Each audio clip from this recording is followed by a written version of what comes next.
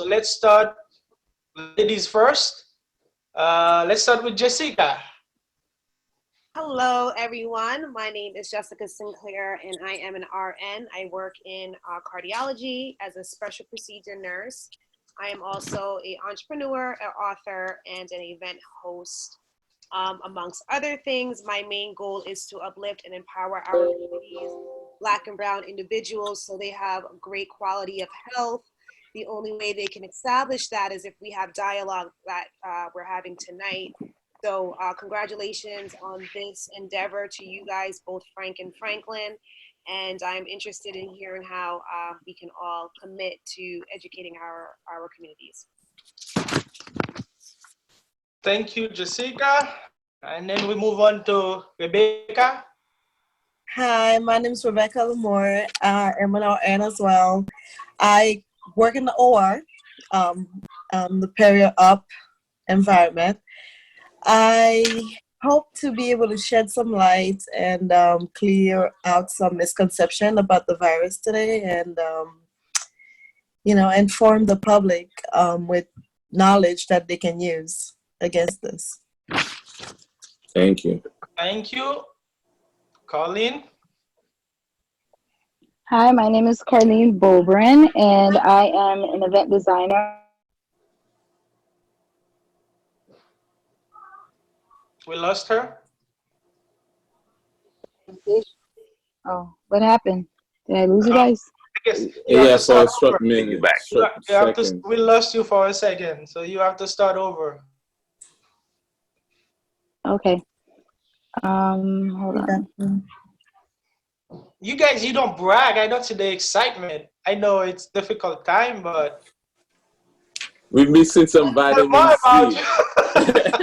I don't know what's going on. Can you guys hear me? Yes. We can hear you. Oh, okay. I don't know what's going on. I can't see you guys or hear you guys. Oh, there you go. All right. So I'm an event designer. Well, my name is Carlene Bobrin. I'm an event designer. I own an event production company. I'm also the founder and executive producer and host of a digital media company called Event Process Talk. I'm also the founder of a nonprofit 501(c) organization called Pajamas and a Purpose. And my level of focus is empowering my community as an African-American woman entrepreneur that has many endeavors, and I empower young girls and women in our community to do the same, find their voice and become community leaders. All right, thank you, Colin. And Ven, you wanna? Yes, hi. My name is Vincent. I am a business owner, entrepreneur, empowerment leader, vegan at heart. So nutrition, eating habits is definitely my thing, and I'm hoping we'll be able to speak about it because it's very important, especially with the virus that's going on right now. And of course, we'll talk about the impact on the business world, and that's what I'm here for today. All right, thank you, Ven. Mr. Bonhomme. Yes, my name is Frank Bonhomme. So I'm the co-founder of Black Wallet, and also Black Wallet is a part of Black Table. But for my profession, I'm a financial advisor, tax consultant, insurance broker, and I'll be talking about the stimulus package that the government is rolling out. All right, last but not least, Franklin Morose. That's Franklin with a C. I am part of Black Wallet and also Black Table. Black Table is a production of Black Wallet. And tonight we have some great community leaders, people that want to inspire others. We know we've been going through this pandemic for over 3 months now. So we want to do our part, bring information to the household, tell them about the virus, how they can protect themselves. Also, it affects our communities, the Black people, and also our businesses. So we have a great panel. It's a lot of information that we will share with you tonight, and I hope you're gonna make good use of it. First and foremost, we want to talk about coronavirus. I don't know if anyone want to take this one over. We know it started in December in Wuhan, China. So we never thought it was gonna come here. Me personally, I was doing business for somebody in China, and I stopped all businesses. So I was making fun of it, and I don't know. It turns out to be here in New York, and it's one of the worst states. So I didn't take it seriously, and now I have friends, close people that I work with that passed away due to the virus. So I know the consequences. We have our family member from Black Wallet. She lost her mother to the virus yesterday. So special shout out to Wozme from Sidenken. So she lost her mother yesterday. So may she rest in peace. Frank, I don't know if you want to say anything about the virus. Yeah, I mean the thing is, in the beginning when this thing started, the same way too. We wasn't sure what it is, and then I guess also many of us was even different thing. You know, at one part I heard, oh, it wasn't affecting Black people. It was affecting only the elderly, and so on. There was so many misinformation. I guess we got lost in it, and also, especially the leader, we find out the leader, they're not doing what they're supposed to do, and I think this is where we are now. And one of the things that really me and Franklin, we was thinking about doing the show anyway from previously, but Sean Puff Daddy, P Diddy, whatever they call him, he did a special the other day, which was very interesting, and then that got me to even want to educate our community even more, because you know, it's affecting a lot of Black people. Yeah, I think the most important thing is that we didn't believe in the virus. Up to February, mid-February, nobody really believed that the virus is there. And then some people were making joke like it's not really there. You never see anybody that is sick. And I think we started really to feel it in the beginning of March. And the worst thing is like we don't really know the symptoms. Every week you hear something different. So we used to hear it's you have a fever, you have some cough, but we find out later that some people carry the virus, but they don't show any symptoms. So that's what make it very violent. We don't know if it is airborne, if you walk out on the street, if you're gonna catch it. And sometimes you hear people saying like, if you wear a mask, it's only not to share the virus. So the mask is not going to protect you. It's so much misinformation, so much disbelief. As far as Black people cannot get it, young kids cannot get it. It's so much information out there, so you don't know what to believe really. Not only you don't see it per se, because most people don't go to the hospital. Some people like usually now with social media, everybody show everything online. So we didn't see anything until March, really. So everything was kept secret, and then everybody was speculating. And then the virus worked its way through our doors, and now we lost a lot of people to it. And from what we know, who would we say that is most at risk? Because they used to say it's old people or kids cannot even contract it. So from what you guys know, I'm talking about the nurses, who would you say that are most at risk? Father Barbara's praying for her friend Mitch, who's struggling with COVID, and his wife Okay, I Jamie. think somebody just joined us. Them I guess tonight, they had to turn off their drawing them to mic. himself, and we pray for healing there, for excellent. Amanda, for healing, for and strength for Joe. Okay, all right, good. Sorry. That Good. I it's guess you want to start with Rebecca. Yes, who would you say, guys, that are most at risk? We know it's people with underlying conditions, but that could be a kid, that could be an adult. So who would we say is much more at risk to catch the coronavirus? Well, according to the WHO organizations, they said like 80% is older adults with existing pre-existing medical conditions, like hypertension, if you have any heart disease, if you have any previous lung disease like asthma, bronchitis, anything that can keep your lungs from really like fighting this, because they say that this virus attacks your lungs and cause breathing difficulties. And from there, that's how people deteriorate and ends up having to need assistance from ventilators. So according to them, those are the people that are most at risk. But I know recently they have added newborns to that list, young infants and newborns as well. That's crazy. And they talk about washing your hands. They talk about wearing masks. They talk about social distancing. How do you guys protect yourself? Do you stay home? Don't you go out to buy anything? What do you do to protect yourself from catching the virus?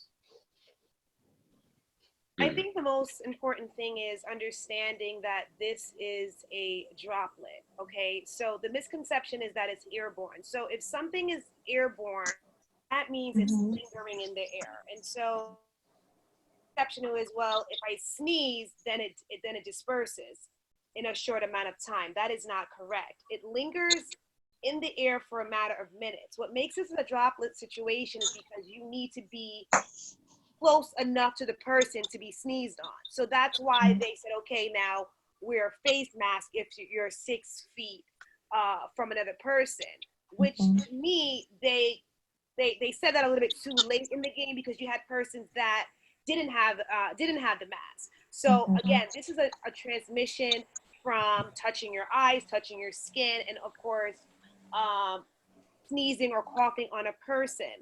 The thing about the glove, and which I don't like, and what I'm seeing is that you have the glove on all day and you're touching your bag. I'm a commuter, so I'm still on the train. Now you're touching your phone.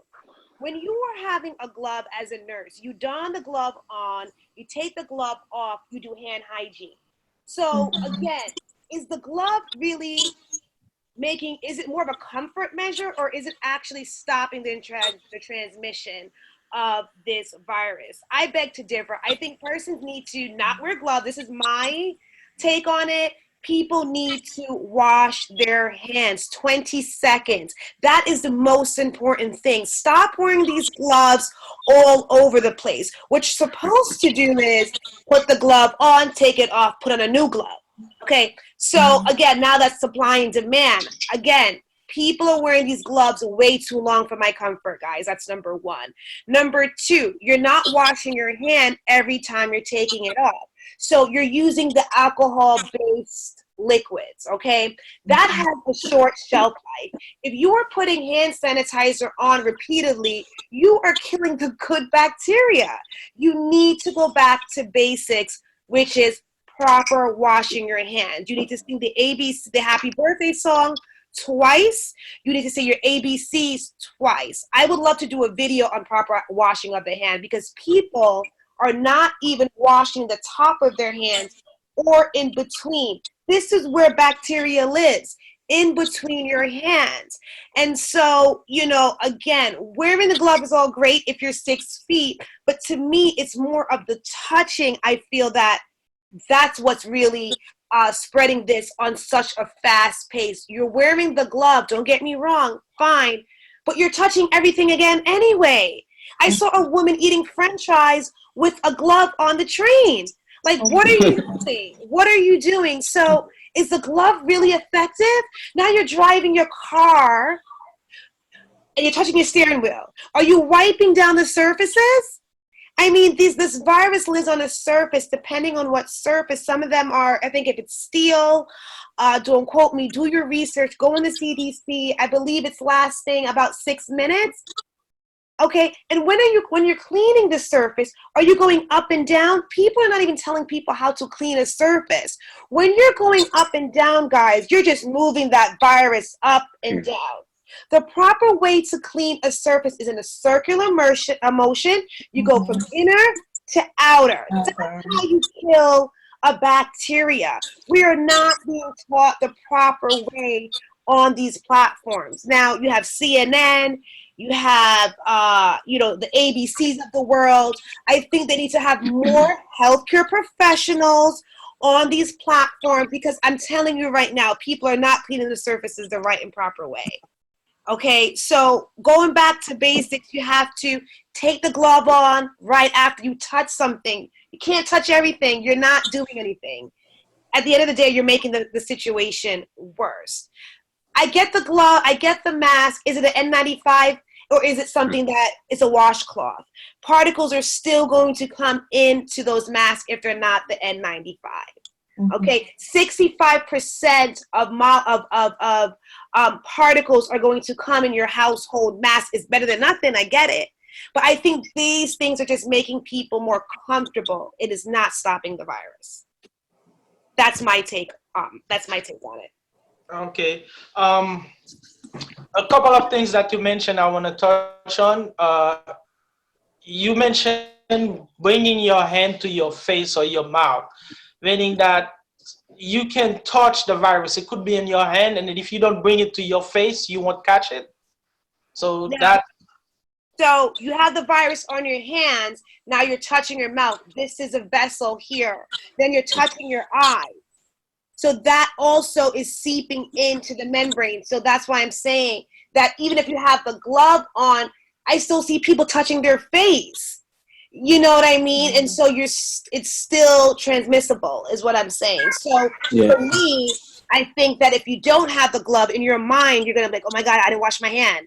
Let me go do it. You know what I mean? Okay.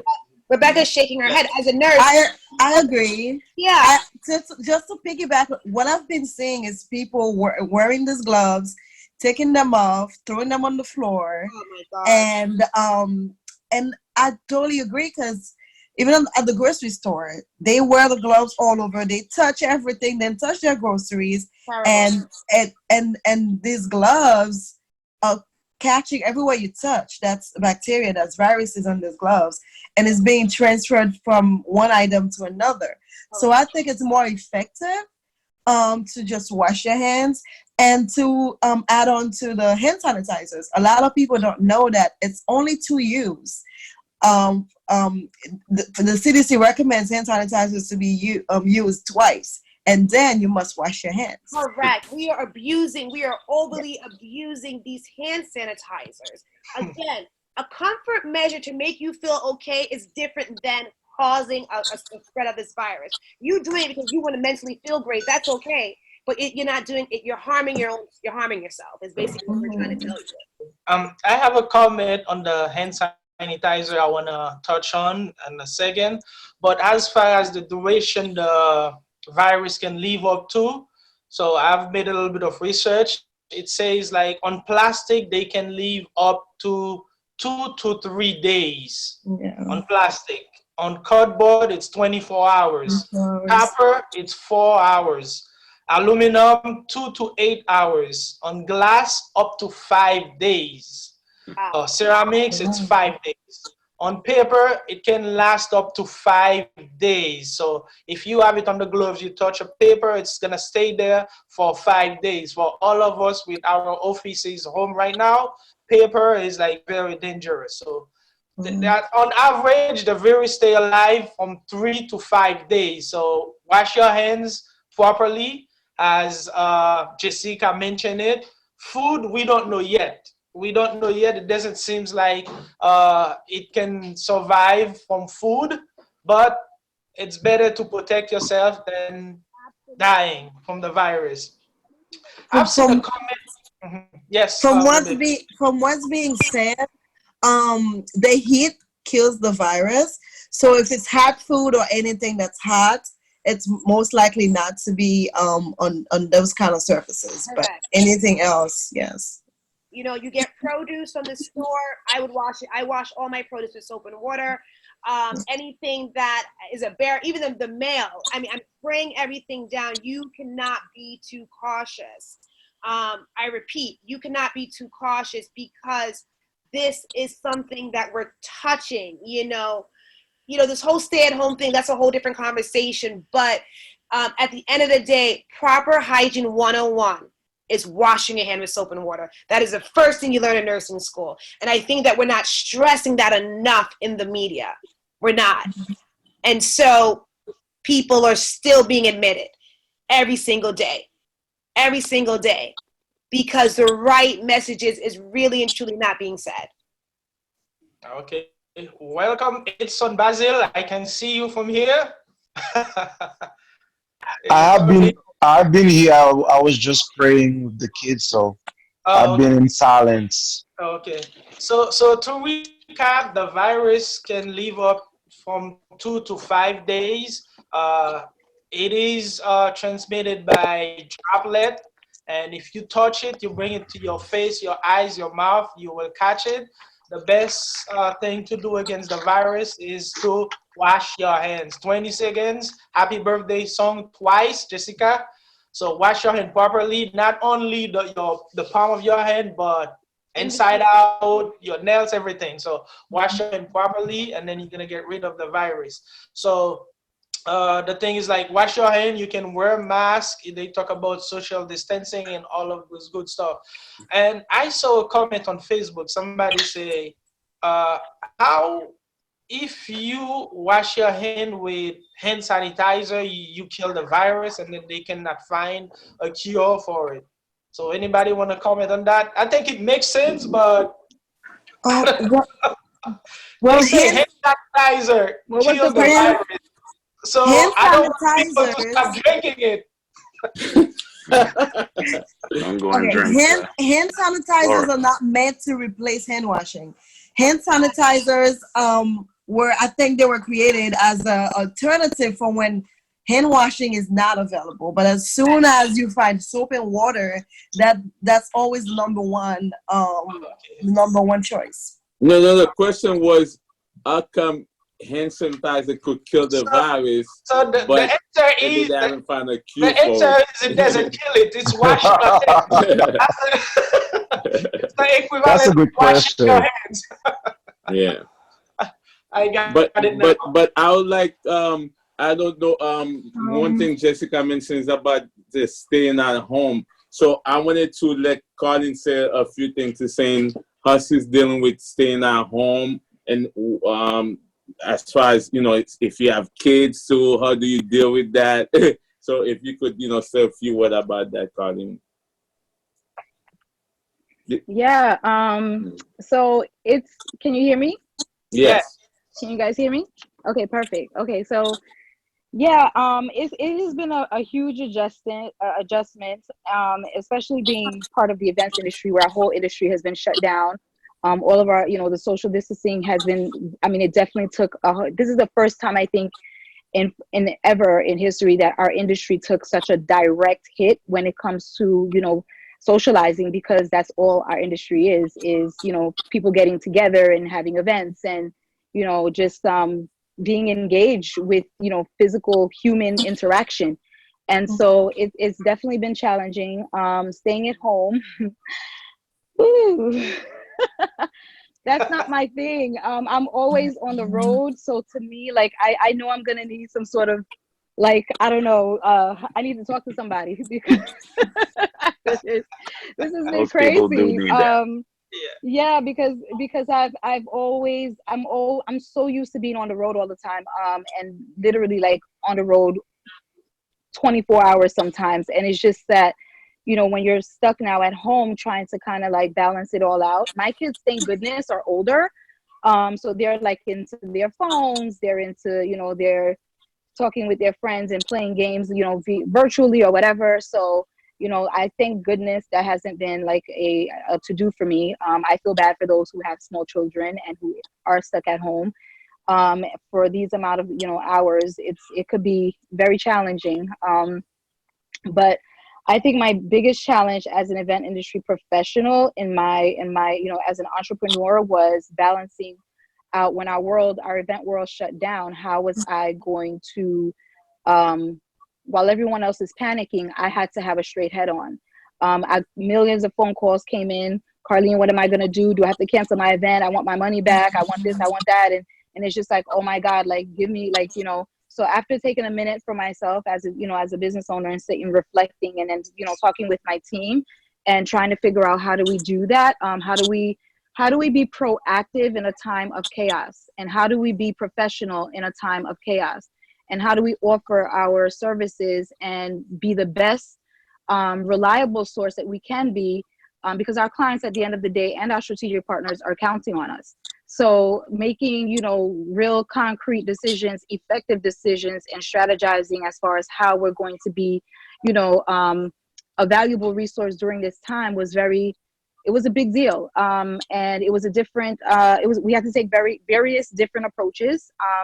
Again, a lot of people wanted to cancel. I'm going way off the question you asked me, but I'm hoping that, you know, this definitely helps as far as entrepreneurs and what you're, you know, how to help your clients during very difficult times right now. So staying at home for me was really, I really had no time to breathe. I had to jump into action. And so while clients were calling, you know, to find out what do they do? Do they cancel? Do they postpone? They want their money back. We had to get creative, and just like we're doing right now, that was the first source that I provided to my clients. Now, convincing a corporate client to do something like this is easy because they're used to doing this all the time. But convincing someone that you can still have a baby shower like this and make it fun and engaging, and it took more convincing. So that's how I spent the earlier parts of my days, or you know, of my weeks rather, when this COVID-19 took over life. And so it was very challenging, but at the same time, I'm very proud of my team. And again, it has to do with having an effective team and being ready at all times to jump in as an entrepreneur in the face of chaos. Yeah. So thank you, Colin, for that information. I just wanted to follow up, Franklin, if you could allow me, with Itson. Itson is a mental health worker, right? Itson. So, as you, Colin mentioned, is very, sometimes it could become chaotic, you know, financially, you know, dealing with the kids, dealing with, you know, you didn't mention that, but dealing with your partner in the house. As a mental health worker, what advice would you give someone to stay, you know, to stay sane and not go crazy? Well, I must first put a disclaimer. I don't have my license yet. I have been a social the past 12, 13, 15 years. I've been avoiding the licensing exam, but I've worked as a therapist under the supervision of a lot of psychologists, uh, licensed social worker, clinical social workers. What I've noticed is that we are all worried about how we might not get contaminated. We're worrying about the physical uh, um, safety of our bodies, but we're not thinking about our mental state, our mental health. Right now, my wife and I, we have a business, a preschool, and you know that preschool daycare centers are mostly open. We are considered as an essential business. However, nobody's sending their kids because people are afraid. So the fear is there. So people are dealing with the fear of not being able to send their kids not only to preschool, but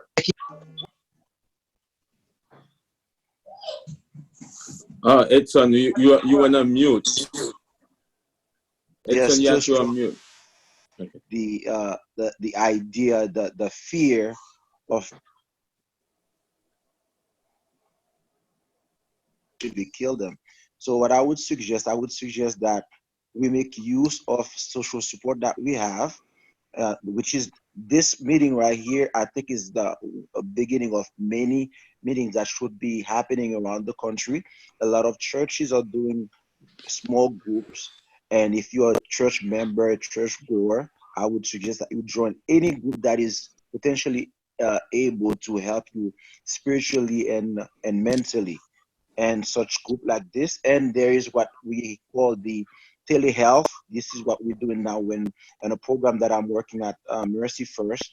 The young adults that we are counseling, they cannot go home. One of them essentially told me that, Mr. Edson, my mental health is going crazy because I cannot go home because of this virus. Then I don't know what to do.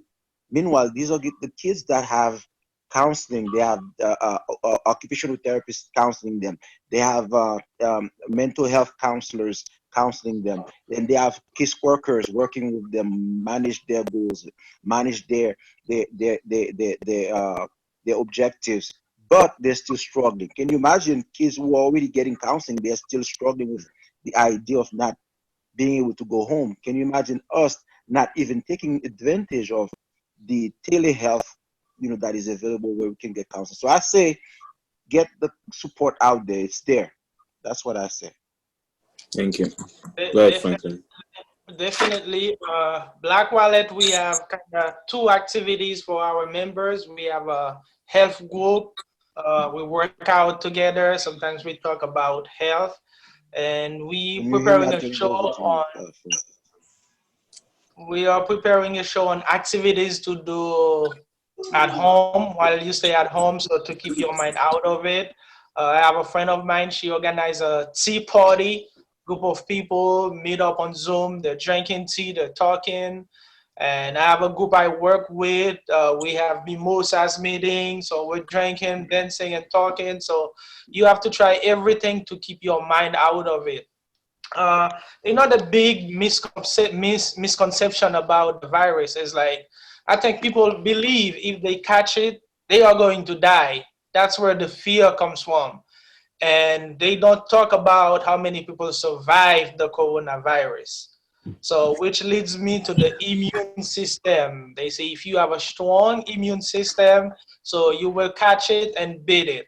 I know I have a couple of nurses here. If they want to touch a little bit about the immune system, what they can do as far as vitamins or physical activities to do to strengthen your immune system.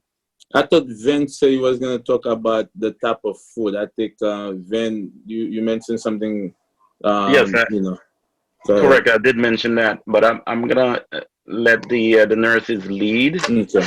Mm-hmm. and I will come in with my personal experience on that. Okay. Go ahead, Jessica. That leave you because Rebecca left the screen. So, I mean, I come from a West Indian family, and we're all about the home remedies. And I think that, Very as good. a culture, we rule out home medicine because pharmaceuticals is king. And so I'm one of these nurses that's super transparent. When it comes to wellness, mental health, meditation, if you don't have a positive mindset, then it's going to trickle down, because remember, this is a whole mechanism. This is Amen.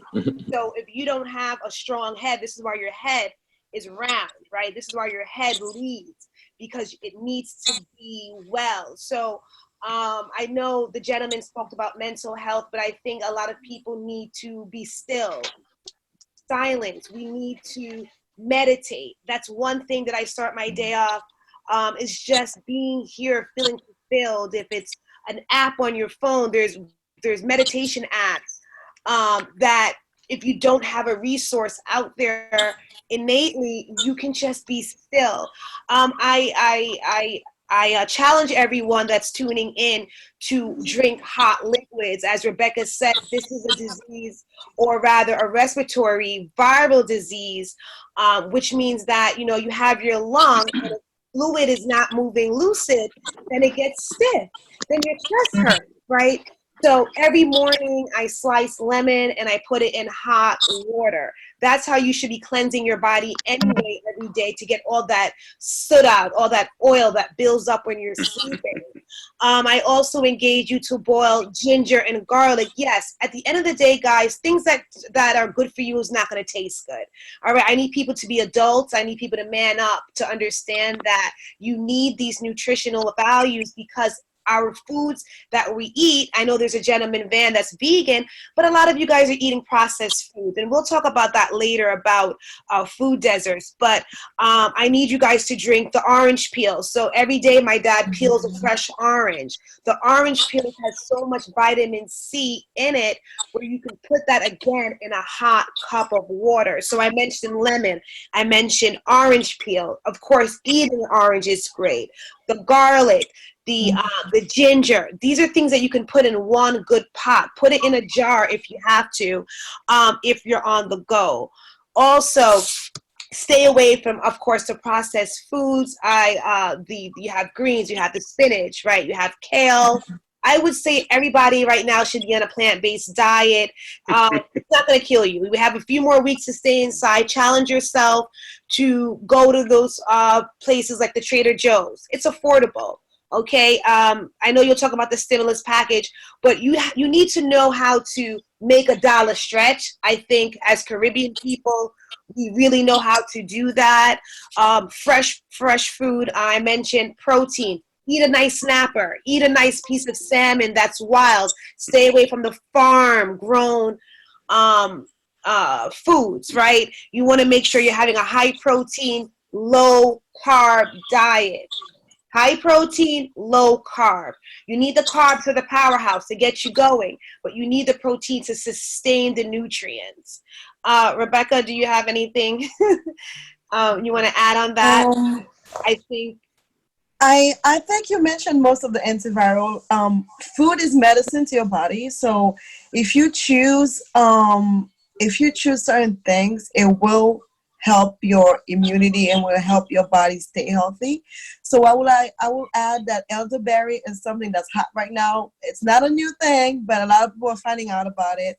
It's really good for the immunity. It's an antiviral. So I would say oregano, thyme. You can even make your own tea. You don't have to use the tea bags. You can boil some oregano, put some thyme in there, maybe put some orange peel and make a tea. Yeah. And add some honey in it. I think those things will help your body as well as sleep. I know it's hard right now. People are anxious. I know even myself, like I still work because I still work at the hospital.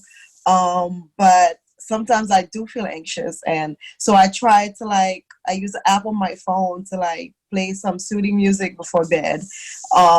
Things to kind of get my mind off the coronavirus, and I try not to be glued to the TV. And I take pause from the coronavirus. Yeah. So I give myself some time to just de-stress before bed.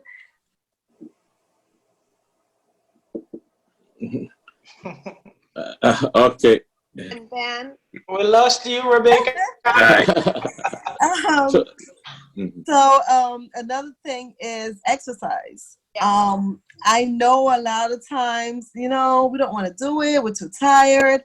So on Instagram right now, there's so many people, Facebook as well, and live and Instagram, all those gyms that can't have clients come in anymore, all these personal trainers, and they're all giving those things out for free.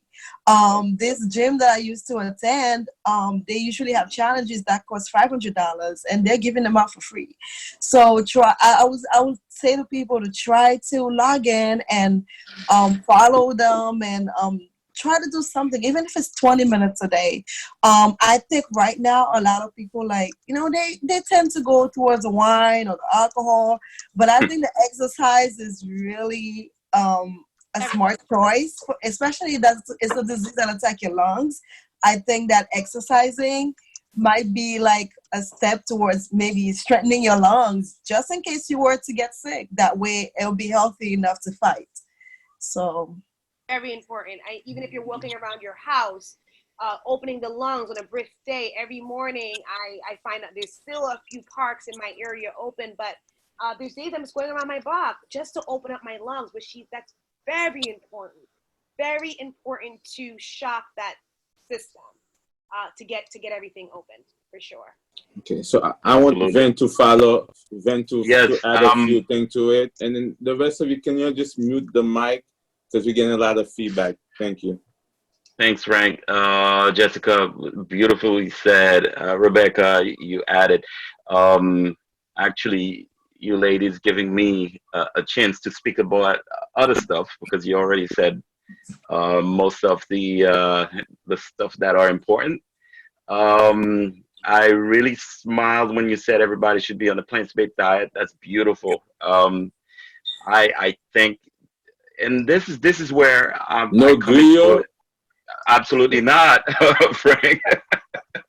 Nothing greasy. You should stay away from that. But I'm not here to pick on nobody or no one's personal lifestyle.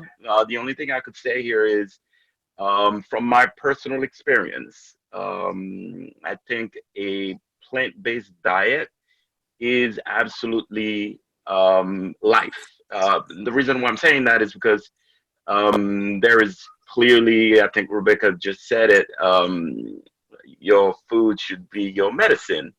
And if you want life, you ingest life, not death. And that's the premise where cooked food is decaying or reduced life out of nutrient. And my angle is yes, vegans and vegetarians and people that try to be on a plant-based diet, they end up indulging in processed food. And I say it's as bad as if you were eating meat in actuality, Mm-hmm. because the processed food is also creating a lot of blockage in your system, mucus and all that. A lot of people don't get it, but it's not just becoming a plant-based um, eater. You also have to think about life. You want to ingest life. So raw food, raw plant-based diet is really the key. You tend to hear about vegan, yes, but what kind of vegan are you? Are you eating a bunch of greasy stuff? You still could be fat and be vegan. It doesn't make any change in what is it that you're putting into your body. So, for example, my personal experience is where I became raw vegan maybe 5 years ago. But when I first went into the raw veganism, it's a thing, by the way. I could say that I felt really good about myself, and my energy level went through the roof. That's the first thing. The second thing, I used to get a cold at least twice a year between seasons. The minute I did that, I did not even remember when was the last time I had a cold, because it's just you build up your immune system so much because you're not stuffed with stuff, and you ingesting life. It literally becomes a shield for you. So we're talking about the coronavirus. What can we do to protect ourselves? Well, that's one thing you could do. For example, the minute that we went into this stay at home situation, which I don't know if you guys did that, but nobody really stay at home. Maybe for 3 days, but after that, you got to go to the supermarket. You got to go out. Um, but you try to protect yourself. Two things that are really you have to also take in consideration. It's not just the food intake. It's also for your belly. It's also the food you put in your mind, in your head, the way you think about things. If you are always stressed or worried about catching it, your mind also is consuming negative vibration, and you then are not you polarize onto something, so you attract that thing. So there's all that we have to take in consideration. So the first thing I did, meditation, long meditation. We're talking about 30 to 45 minutes, and also a fast.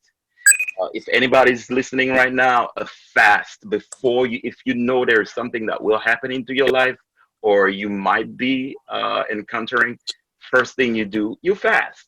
And we're not talking about 2 3 days, we're talking about a week, or in my case, 10 days of fasting. And gradually, when you come back of it, you only ingesting life into your body. It will absolutely reset your system, boost up your immune system, and create that shield against any bacteria that would come to you. I know it works. I can definitely vouch for it because I've done before, and doing it again, it created that confidence in me that yes, the virus is out there. Don't get me wrong. It will. All of you will come into contact with it. It depends on your immune system. You will either block it and pass it through, or you're gonna process it and develop other stuff. So I think that's my take on it as far as the diet is concerned. I'm gonna throw one word out there, and I think both of you ladies spoke about it. Or maybe it's Jessica. You said warm water with lemon. This medicine, it is a medicine.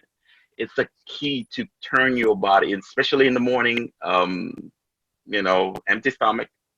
It changes your body into alkaline. If anybody understand what it is exactly.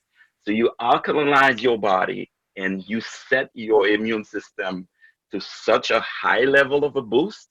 Anything that comes in, you're just going to pass them through. They're not going to get and stay into your system. So absolutely, I'm glad that we have this platform where we could inform people. And having that experience, I could definitely recommend it. Yeah, so lime with hot water every morning. So Absolutely. That's it. Actually, it's interesting you're saying lime. There is a big difference between lime and lemon. All right. So which one we supposed to get? Lime. Yo, you do with the lemon. All right. Well, I do with the lime. Oh, okay. Correct. Is this because one of them is stronger than the other? I've always wondered that because growing up in Haiti, I'm used to limes. So when I came here, I see lemons, and I'm like, which one is? We call lime lemon. And Haiti, we call limes lemons. So is it because one is stronger than the other, or is there like a difference really? Well, Jessica, you want to take that, but I definitely different properties. Okay. The lemon has a higher, more benefit properties than the lime, from my understanding. So the lemon have more like health benefits than okay. Correct. Benefit is the word. Yes. Also, I wanted to chime in on the fast. I mean, yeah, you can do the 10-day fast, but what I've been doing is intermittent fasting. Correct. That's beautiful. So that's what I do, and I think it's a little bit of easier approach. From 12 to 6 o'clock, I'm eating, and after 6 o'clock, I shut that down. Mm-hmm. And I definitely have seen an increase in concentration in my business, making different moves. So I definitely recommend that for everyone to try to intermittent after 6 o'clock, no food. That's probably a lot easier, Jessica. What? I feel like right now a lot of people are also using food as a coping mechanism. So what I've been thinking about recently is it may not work for everybody, but maybe fasting is one way, and also cleanse, maybe doing a cleanse. Yes. I know cleansing, a lot of times people do it for weight loss, but I think the main benefit of cleansing, to any kind of cleanse, from 3 days to 5 days, it really cleans your palate.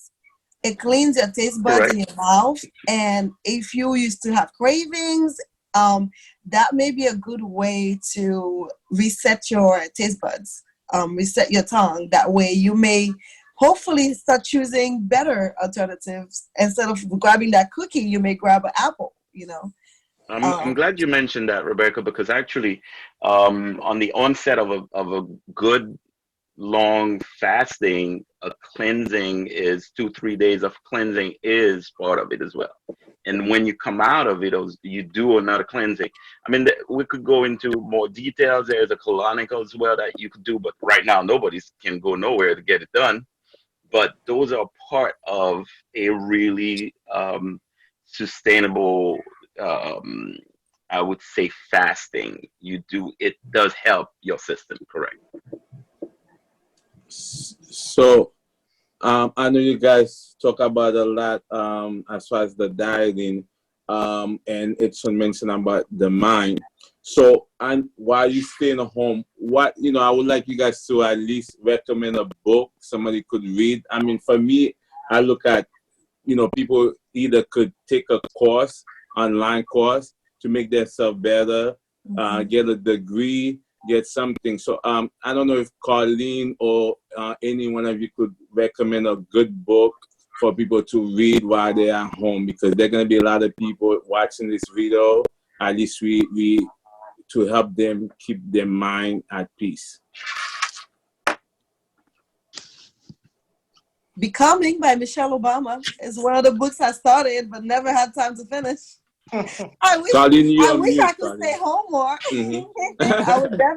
I would definitely finish that book, because I know I read a couple of chapters and never had the chance to finish it. There's a book I just purchased. Hold on, I'm gonna look it up because I think it's a great book. Okay, Jessica, any book? Jessica just put out a book. That's the book to read right now. Jessica, you want to talk about it? Yes, definitely. That's a must read. It's Jessica has a book. Definitely check out my book. It's called Network Like You Mean It: A Nurse's Journey from Entrepreneurship to Finding Purpose. Show it. Can you show it? Let her talk, Rick. I gave away my last copy. So I'm ordering more. So it's on Amazon. Check it out. Network Like You Mean It. I'll type it in. And it's about my journey from being a bedside nurse to starting this platform, teaching you guys how to network effectively. When you guys practice social distancing, I want you guys to get checks. I want you guys to soar. Get my book. Also, this book has definitely changed my life. It really isn't about you. It's about them. And this is the 4 agreements. This is a life-changing book. Things that you question. Don't take things personally. Be impeccable with your word. If you say you're going to do a show at 8 o'clock, right, Frank? I'm like, Frank, I don't know. But I put that out in the universe. You have to be so strategic with the words that you're putting out there. Life-changing book. Beautiful. And so I'm a self-published author. Support me. And I hope it's beneficial to you guys. Yeah. Colleen, did you find the book, Colleen? Yeah, I did. It's called The Power of Your Subconscious Mind by Joseph Murphy. Oh, yes. That's a really, really good book as well, just for your mental health, and just like being able to show you the different ways of how powerful your mind can be and how you can manifest things with just the use of your mind and believing in yourself and using that it's a really, really good book. The power of your subconscious mind. Nice. That's beautiful, Colleen. I can say this. Joseph Murphy I would recommend every one of his books and anything that he wrote. He's amazing. Because he's teaching metaphysics, and it's the science of mind and positivity. Absolutely. Thank you for bringing it up. Thank you. Thank you for endorsing me. Absolutely. I would recommend, it's a book that I've read a long time ago. It's entitled The Magic of Thinking Big by Dr. David Schwartz. Okay, yes. Those are classics. I tell you, I do not remember author's name that often. And I've read this book over 20 years ago, and it has still made an impact on me. And secondly, I would recommend, the same thing that I recommend to my kids. There are 30 days in the month. I recommend to my kids, I tell them, read the book of Proverbs, a chapter a day, corresponding with the date, with the month, today's date. For instance, today's the 17th. I've read Proverbs chapter 17. Tomorrow's the 18th. I'm going to be reading Proverbs 18. This is very vital. We take care of the mind, we take care of the body, we got to take care of the spirit and the soul. Amen. Actually, type in, there's a chat, there's a little box. Could you guys type in the books you recommended? Yes. And put them on the screen. Don't worry about that. And Franklin, any book you recommend? I recommend people to read the Bible and Network Like You Mean It. to me, you guys are less bond. It's possible. It's very inspiring, and then I think you need that during this time, and also the Bible also. You can do nothing by yourself. So networking is what you need, and nurses journey to entrepreneurship. So you need motivation. You need a role model. This is the book to read. So 30 I recommend amazing you all to nurses, read it. 30 amazing nurses in the front line. We came together. Awesome. Awesome. Yeah, Rebecca, you can still grab it. It teaches you how to be a leader as well. You're more than a vet. You're more than where you are. So check it out. It's for everyone. Definitely. Talking about nurses, I want to do something special right now. We always talk about firefighters, Superman, superheroes like Franklin Morose. So, so coronavirus has shed the light on supermarket workers, warehouse workers. Those people, we would have never thought of them if it weren't for this pandemic. So we're not going to talk about them, but I want each and every one of you to send a special shout out to a nurse that you know, a supermarket worker that you know, somebody that you know that is on the front line helping us going through this pandemic. So I don't want to start with Frank. Yes, I want to give a shout out to Jessica, Rebecca, the two nurses that I know, and my sister Joanna. Your sister Joanna. Yeah, she's a nurse, so I want to give her a shout out, and especially Uber drivers. Yes. Super, because a lot of taxi drivers I heard pass because they wasn't protected. The ambulance worker, the policeman. So it is really they're doing a great job because matter of fact, I had one came to my house, not my house, my in-law house, and he was complaining that they didn't give him the right protective gear, and then he still had to do the job. So I really want to applaud them. Thank you, Jessica. I want to give a shout out to my co-chair. I started an organization called Nurses of Integrity, and Shantae Carter.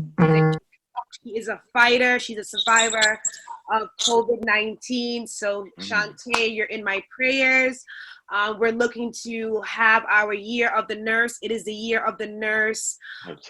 We've never had a year for ourselves, and unfortunately, it really shows us strength in numbers, but on an unfortunate level that we are sick, we are tired. So come out and support our event, Year of the Nurse, and I will definitely send Frank and Franklin the flyer. Come and support us. It's now, Rebecca, get your girls. It's for us, unlimited brunch. It's just a great time to really say thank you and to say that we are definitely more than these. I don't call myself a superhero per se, but we put our life on the line every single day. I've been around so many diseases since my 4 years. We're so fearless. So Shantae, I love you and I wish you a speedy recovery. I don't want to get too emotional, but yeah. Thank you, Shantae. It's on. Well, I wanted to thank the ladies, Rebecca, with Jessica, and who else we have on the line? Carlene, yes. Thank you guys for the great advice, and I even Frank about something that I heard. I said, "Oh, that was very good." How she talked about how we wipe out the surfaces. We were not told stuff like that. No. And I also want to recognize, really, I heard that on the prayer line earlier today. The people that we don't talk about, the cash registers, the people that really go to work and scan our food, the cash registers, and the cashiers and all these people. I want to give a shout out to them. So thank you for this forum. Thank you, guys. Ben? Yes, hi. A shout out to all the medical field, obviously, because nurses are definitely to be recognized by everybody else. Taking this virus by the horns, literally, because um, we all counting on them to get us out of the house.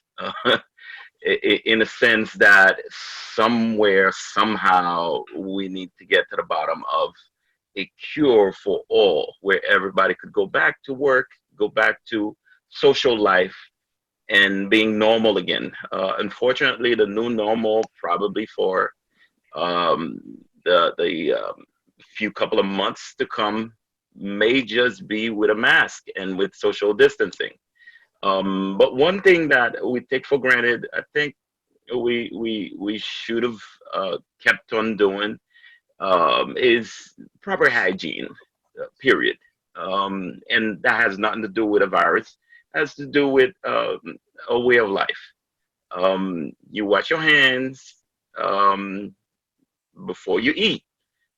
Most people don't do it. But in any case, I'm not going to get too deep into it. But I'm also a shout out to the delivery people. I it was really surprising to see that food delivery people. We're talking about the Uber Eat and other companies. They still out there delivering your food. Could you imagine? Those people are literally throwing themselves into situation every single time they're making a delivery. Yes, they try to be distant, but they don't have to do it. But that's a job. They doing it. So those are the people as well I want to shout out today. In addition to everybody else, that makes this system still work. Rebecca? I can speak for like some of the nurses that I know. We are humbled that everyone is so appreciative because, like Jessica said, we really don't consider ourselves heroes. We just consider ourselves doing a job that we chose to do. So we're very humble when everyone's like thanking us, and we appreciate it. As it was mentioned that you guys are counting on us, but we're also counting on the public for staying at home and helping us flatten the curve and really keep the hospitals operating.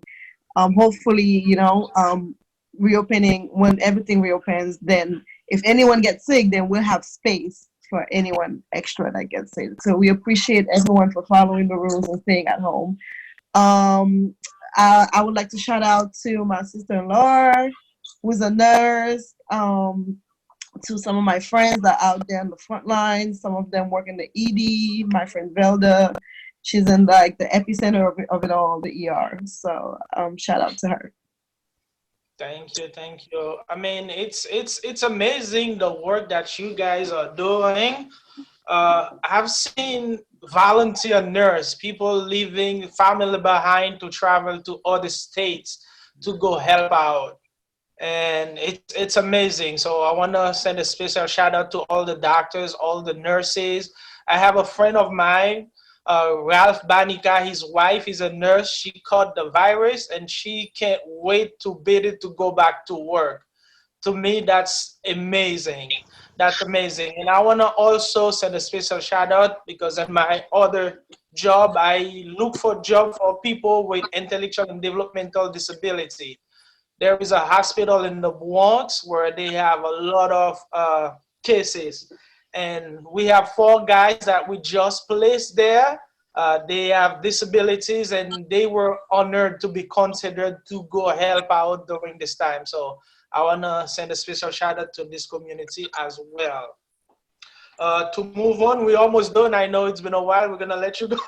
To move on, we are going to talk about some people that think they were so strong can never catch the virus. I'm talking about Black people. They say they have what we call the melanin. I don't know if it is what we call the lime in hot water.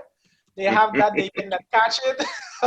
I know. We are also Frank, we have to talk about the stimulus package too. So we'll get there, Frank. So, so I don't know who wanted to talk about how this virus is affecting the Black communities. That was Ben. You wanted to talk about it, right? I definitely can speak of it. Two things we need to take in consideration is the majority of our Black brothers and sisters are unfortunately in this country in a disadvantage financially. So they end up making the choices that are, um, you know, driven by money, which is unfortunately most of the time not the right food consumption. So and of course we could talk about food, so not food diversity, but the lack of certain type. I think Jessica, you spoke of the term earlier. So, to me, you always have to go back to the history, right? It's a systemic thing. We go back to slavery where we were given the scraps, right? We were the slaves outside. We were given the chitlins. We were given the pig's feet. And so as a culture, we kind of gravitate to the foods that we are used to eating. So once I hear that persons with hypertension, diabetes, I'm not surprised, but how is it their fault, right? You guys are in real estate. You guys know about the redlining where certain areas, I mean, if you guys want to be real, and I think a lot of people have an image and they give out the fluff, let's get down to the basics, right? The food deserts, the redlinings was a system approach for us to get these types of ailments. Let me repeat that because pharmaceuticals is king. I mentioned that earlier. They need people to be sick to give you the blood pressure pill. Sometimes I'm giving one person 20 pills. 20 pills for one human being. So let me tell you what food deserts mean. It means you have a certain area of a location and you have high density establishments that serve processed foods. So those are the Burger Kings, those are the Fried Kings, the Kennedy Fried Kings. They come into this area because that's where the government allows them to rent. I mean, Frank, you are in real estate, right? Mm-hmm. You know, when a person is looking for an area to live, they cannot get that because of zoning. So you have a zone, and then you have all the Popeye fried chicken, and so you have a decrease on supermarkets where you can eat fresh. This is a systemic thing. Okay, coronavirus will be here tomorrow. It'll be something else that will trigger in a dense area. You have people in the projects. What do they have there? They have rats, roaches, vermin. They don't have a quality of air. Okay, I've done extensive research on quality of air, and it's always in the urban communities. Why? Because that's what the system wanted us to be. They wanted us to live in these areas. They pulled us together. So I am so tired of people saying Black and brown people have hypertension, asthma, and DM. But you guys gave it to us. You guys put us in these situations. Okay? No one that looks like us is, I mean, I know you said Diddy did his thing. I get it. Diddy, to me, definitely using his power in a right way.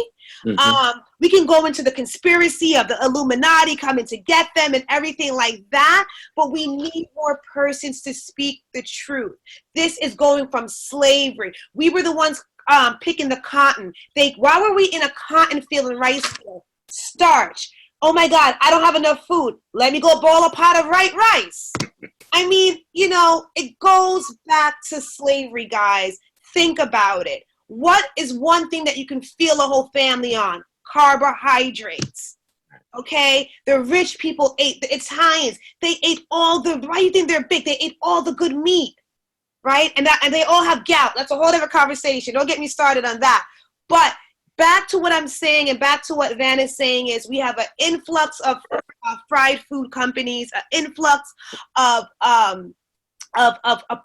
tenements. We used to call them tenement yards, high-rise buildings that are the projects.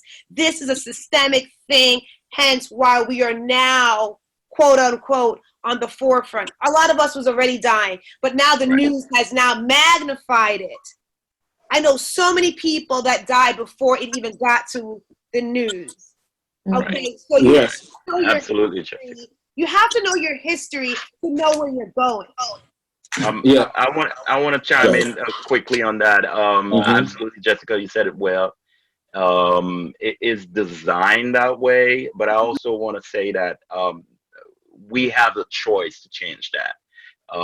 We can make that decision, take that decision. But unfortunately, it's not just slavery that continues in a physical way, but it's also the mental slavery. Because if you think about it, I'm looking at most of the ads or commercial that are coming on TV while we are in staying at home.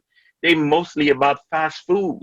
They're mostly about the wrong idea. Again, we are being fed those mental repeat recordings. So it is for us to be conscious of it and help our brothers and sisters pull out of it, because it is definitely a slavery on the mental level as well. Yeah, I just How do you break that? How do you break that? I only have $10, man. How do I feed my family on a stipend? You guys saying thank you to the cashiers, but they haven't got an increase in pay in how long? Well, Did we sure change they- that trajectory? Are we going to do better for these people? Well, we can, because money is not everything. We need to start thinking of community, because we can feed a community without a lot of money. That is a fact, but we need to But what are your organize it in that way. What are your options to get that fresh produce? Yes, you can go to Dollar Tree. I've done how to go to Dollar Tree, but then you have to wash. I think a lot of people, like you said, they don't go to the next step. Are you washing all that stuff, all the sodium off the canned foods? I mean, Van, I get you, because I've done health fairs, but they're like, girl, you don't know my situation. This is all free and good. I Right. can't go to your house, Van, and micromanage you, okay? Exactly. I'm being 100% right now. There is a movement that I do appreciate, and I very proud of. That's called community gardens, and a lot of places in Brooklyn, interestingly enough, between buildings, they have community gardens. Obviously, you cannot sustain that during the winter, but Right. it is a sustainable situation, and we just got to replicate it. A rooftop could be community gardens, and a lot of places do that. So those are the ways that even in one building, you can educate people and bring them around and help each other. So those are the things that we have to start thinking about for the future. Because Okay. what you see on How are TV, you promoting trust this? me, How are you promoting this? and this is, you know, it's interesting that the coronavirus situation bring us to this particular opportunity, is reaching out through video conferences, having our virtual group talk, and all this is how you're gonna reach out to more people, create a new movement, and expands people's mind. Because here we are talking about it. I'm sure certain people are not aware of it. Now they're gonna hear it. So those are the type of stuff that we should take advantage of. I'm very much hopeful for the future, and this is gonna create a new trend. A lot more people gonna meet virtually. I may not meet somebody that is all the way in Canarsie, for that instance, depending on where I live. I may not be there, but they will hear my voice through social media, through this system that we're using today. So I think we are in that particular realm. We just gotta do it well, do it consistently, and increase our audience. I really, and that's one thing I was always saying, that I really hope if we come out of this pandemic and we haven't made any changes to our lifestyle, then I think we haven't learned anything, because I think this is a great way to motivate, a great motivator for our community. Anyone that knows someone that may have passed away because, you know, of whatever reasons, that could be a motivation for them to change their own life and get healthier, and, you know, and I really hope, like, at the end of this, when this is over and people start their regular schedule, they really think about alternating some of the habits, you know. I know it's difficult. I know money is a big factor when it comes to being healthy, but buying that McDonald meal, it doesn't sustain you for long. And next thing, and before you know it, you're hungry again, and you're gonna go get McDonald again. But eating a high fiber, getting some, some whole grains in your diet, that will sustain you longer. That will keep you full longer. But I would like to say, I Rebecca, think- most people don't have no choice, and then that's one of the problem we have. I think it's more of an education thing. Absolutely, I think it's more of a generational thing. I grew up this way. I grew up eating white rice. I grew up eating all those starchy. I came at a point in college where I made a decision to eat differently. So when I would go home during the holidays, I would go back to eating all the starch because at home I'm not cooking. My mom is. So I realized that for me to make those choices, I will have to cook. So I started cooking my own vegetables. I started cooking the own things that I wanted to eat. So I think that it's when you have the knowledge, the next step is to make a decision, and I think our job is to educate our population, to educate them and empower them to be able to make those choices. And very importantly, I could say empowerment also comes from showing what the change is. Be the example for others, and I think that's where we could start, and we could absolutely. So much stuff. We're gonna have to do another show about that. The last thing I want Frank to talk about is the stimulus package. About 2 days ago, we received money from the government. I want to know why Frank get more than me. And Frank, I'm coming to your house. If I didn't receive it, what should I do, Frank? And they talk about the second one to come. Is that true? Yeah, so I'm going to talk about it. But before I do, I just want to add something to what you guys were saying. We know that we have underfunded hospital. Our neighborhood have the most liquor store. We don't have enough produce store. We have poor housing. But also, I think it's stem for lack of education, because now I see a lot of people, especially in Brooklyn, they're throwing party where they're telling you to stay home, and then you throw a party, you're not staying 6 feet apart. I see people partying with masks on. I see people in the street smoking weed, and just a group of them. So, we want to tell the listener, that, they need to stay home. They need to stay home in order to keep safe. If you don't have something you have to get, that is essential, stay home. But now I'm going to talk about the stimulus package. Franklin, you lied because you got more money than I did in the stimulus package. But let me tell the public, the listener, what you need to qualify for the stimulus package. So first of all, they're going to go based on the 2018 tax return. Or if you haven't filed 2018 and you filed 2019, they will use the most recent one, the 2019. So in order to qualify, for those people that make, for individual, if you make $75,000 or less as a single taxpayer, you will get the $1,200. And if you have a dependent, you will get $500 for that dependent if they're under 17 years old. For someone who is married, filing jointly, who make under $150,000, they will get $2,400 in total. So, as you know, so it'll be $1,200 for one spouse, $1,200 for the other one. So, don't try to keep the whole money for yourself if you've found married, filing jointly. And I'm sorry to say, as you know, Trump doesn't like immigrant. So the immigrant doesn't get no money at all.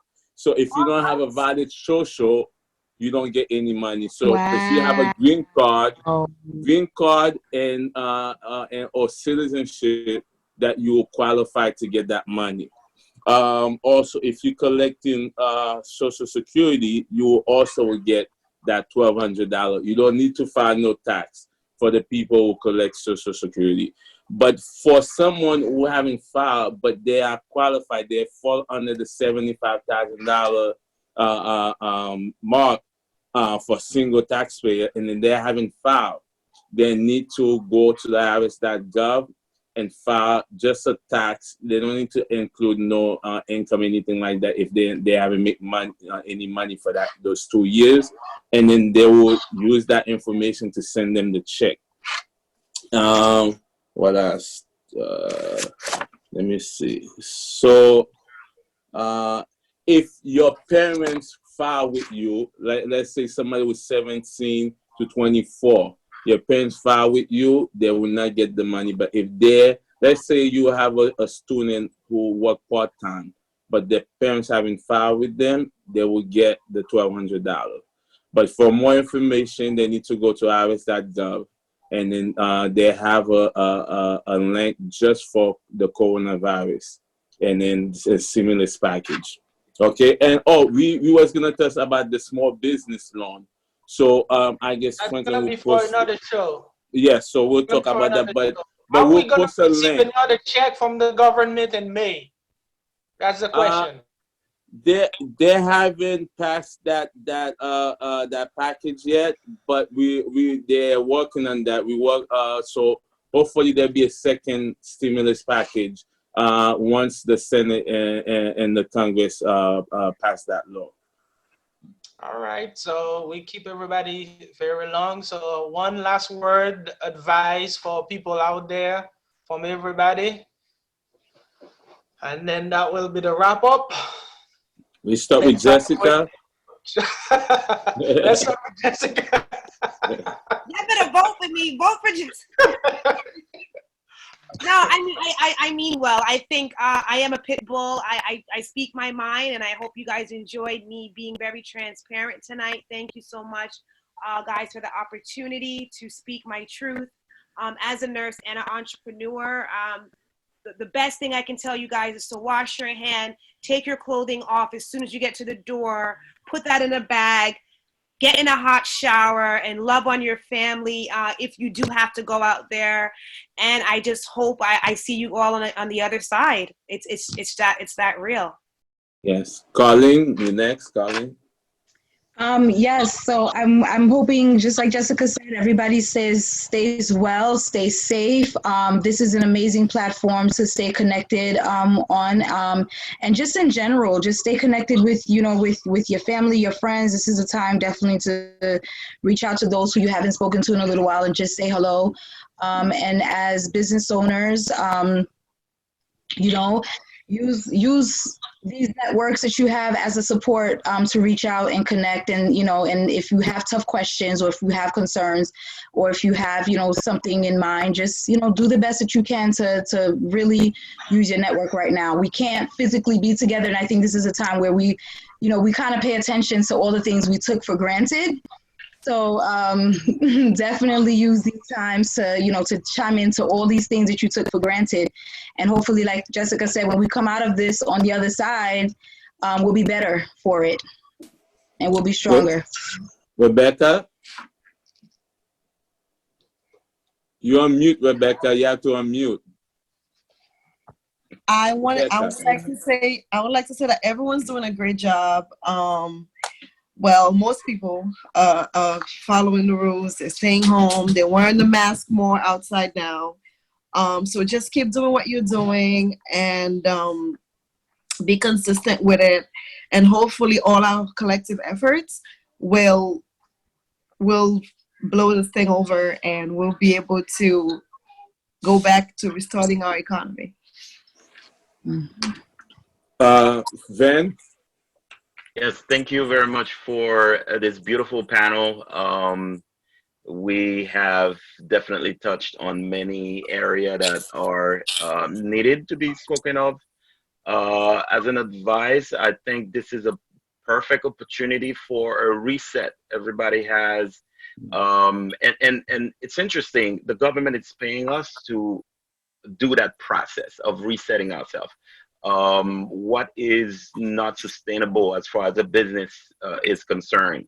What is it that we need to change in our lives to be healthier? I think that's a time for a lot of internal search as well. Take the time to look at your life and see what you could have done better, that you did not have the time for. Now you have plenty of time, and you are being paid for it. Those that get the money, of course. It's just one check, And man. One check. one thing everybody said this. One more coming, right? Yes. But I must say that we all saying the same thing, as far as stay home, be careful, do the right thing, and I think in addition to it, I hope that we don't go back to what we were where we were before, because clearly something is not working, and this is why the whole world is getting a pause, and we have to reevaluate it and change it. If we come out of this and continue on, clearly something did not happen. We need to take that that time to change something. So everybody come out of this with a big change in your life. I think that's my advice for everybody here. Edson, real quick, Edson. Well, what I've heard from everybody is that we have been given an opportunity to really spend time with our kids, with our family, see what matters the most, and everything that we've said before. Just take time to read a book and watch a good movie. Laugh, and most importantly, talk to your kids, about what's going on, because a lot of those kids, especially our teenagers, they want to be out there. They don't care about sickness. They don't care about viruses. They want to be out there with their friends, and they are going through depression. You got to talk to them, speak to them, hear them, listen to them, and do whatever you can to just change their environment. Even if you go outside for a walk around the house, do something different. Franklin, you want to? Oh, all right. What I would say is, first of all, wash your hand properly, as Jessica suggested, and also drink your lime with hot water every morning. Very because good. you don't know how long it's gonna last, so you better prepare yourself in case it happened. And also appreciate life. It's a gift that you have. Sometimes you don't understand the value of it, and just go about it. And it's an opportunity for you to evaluate yourself, to see where you are, where you want to be, and take the necessary steps. We have time in our hands right now. We have to plan for better tomorrows. Yes. As for me, I would say help someone, help your neighbor, even if you had to, somebody who's old or somebody who cannot come out, buy them a case of water, do something to help your fella mate, and also I think it's a good time to reflect on life, restore your faith with God for those who believe in God, or whatever faith that you have, take time to restore that. Also to educate yourself, like I say, we have to come out better than that, not just mentally, physically, emotionally, and then also that we make sure that we come out, even better, even another degree, or just even if it's just one course, just to make yourself better. So call your friends, family, check on them to see if they're okay. And then I really appreciate everyone that make the time to talk about this subject, and then to let the community know that we care, because being here is showing that we care. And then because we need to read, because some people may not be able to watch the news, or may not even care about what those other people, but if they see our face, they be, that they could relate to us, and they might be able to listen to us. We might save a life today by making this show. And then I appreciate everyone that came to. Franklin, you could close. The last thing I would say, it's like, I want to say thank you to everybody that comes. It's a lot of people that are doing amazing things in the community. The next thing we will have is April 25th. We have someone on the panel that dedicated her birthday to help people, homeless people. So Nice. Colleen, he's having a birthday bash instead of drinking mimosa, having party with us. So she's gonna use that to help her community. Colin, you want to talk about it We before we stick with wrap up? Drake. That's right, Frank. Yeah, sure. So April 25th is my birthday, and every year, okay, so as a founder of the 501(c) nonprofit organization called Pajamas and a Purpose, every pajama party event we organize has a purpose in contributing, to our communities in some very amazing ways. And part of that is we organize birthday parties for over 68 homeless shelters on Long Island. Every month we throw birthday parties for the homeless children that are in these shelters. And so as part of that, for my birthday every year, I dedicate my birthday to raise the funds that we need in order to fund that program. And so this year, unfortunately, it's canceled because of, COVID-19, but we are not going down without a fight. So we are going to, keep supporting this cause, because afterwards we do have a life, and these kids are counting on us, and they're going through their own traumatic situations, and in addition to COVID-19. So, giving them something to look forward to as well. So instead of the birthday celebration, the in-person birthday celebration, we're still hosting it. I'm going to do a 1-hour live from 4 p.m. to 5 p.m. On Facebook Live and IG Live. So our handle is at Pajamas and a Purpose. So if you spell that out, it'll come up. You just follow it, and once you follow it, you'll be able to follow us live. You'll be able to see us live, and it's just me coming on air, just saying hello to everybody and having a good time with everyone for about an hour. People are still able to donate. If you go to pajamasandapurpose.org, you'll be able to see under our events page, you'll be able to see the birthday bash celebration, and that should take you to a link to be able to donate to that cause. We created a wish list, Amazon wish list, so people can either donate toys or funds to the cause. And we thank you, anyone who is going to participate in that. And if you need more information, you can definitely reach out to me as well. Our email address is on the website as well. Okay, Colin, can you just type in the link on the? I will put it on the okay, thing. no problem. Okay, thank you. My purpose. So thank you, everybody. The book to read is Network Like You Mean It, the Nurses Journey, and the purpose. So purpose both ways. So that's what you have to do. Go to Black Wallet. 10%.